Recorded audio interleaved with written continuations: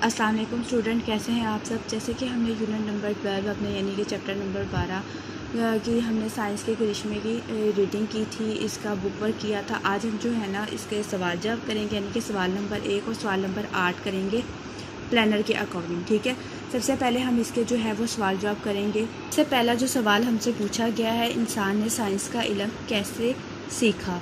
सवाल नंबर 1 हमसे जो पूछा गया, इंसान ने साइंस का इल्म कैसे सीखा, आपने इसका जवाब देना है। इस तरह आपने अपनी नीट नोटबुक पे रेडी करना है। उसके बाद आपने लिखना है साइंस का इल्म।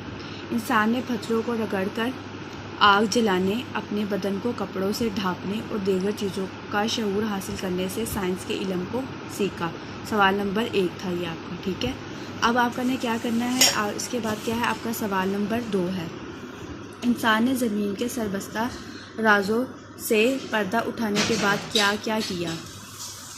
सरबस्ता राजों से पर्दा, सवाल नंबर 2 है हमारा। इंसान ने ज़मीन के सरबस्ता राजों से पर्दा उठाने के बाद चाँद तक रसाई हासिल की और इल्म को सीखा।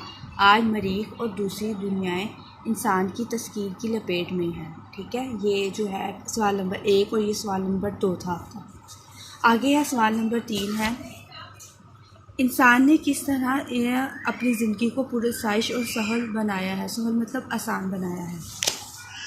ज़िंदगी को पुरसाइश, इंसान ने साइंस की वजह से समंदर की तह में उतरकर और ज़मीन के सीने को चीरकर इसमें से सोना, हीरे, मोती और दीगर कीमती मादनियात दरियाफ्त की और इस तरह अपनी ज़िंदगी को पुरसाइश और सहल बनाया। ये आपका सवाल नंबर 3 था। अब हम सवाल नंबर 4 पढ़ेंगे।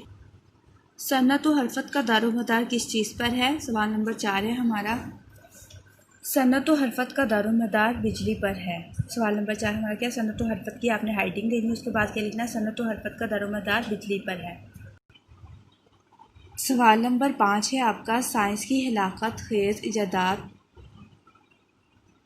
कौन सी हैं। साइंस की हिलाकत खेज इजादात कौन सी हैं।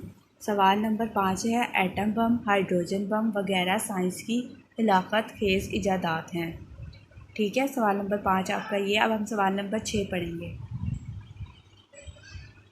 ये ज़मीन और माशरा किस तरह अमन, मोहब्बत और भाईचारे का नमूना बन सकते हैं। सवाल नंबर हमारा जो है वो 6 है। ये ज़मीन और माशरा किस तरह अमन और मोहब्बत और भाईचारे का नमूना बन सकते हैं। अगर हम साइंस और साइंसी इजादात को इंसानी फलाह व बहबूद और बेहतरी के लिए इस्तेमाल करें तो ये ज़मीन और माशरा अमन, मोहब्बत और भाईचारे का नमूना बन सकते हैं। ये थे आप लोगों के सवाल जवाब थे। अब है हम सवाल नंबर 8 करेंगे।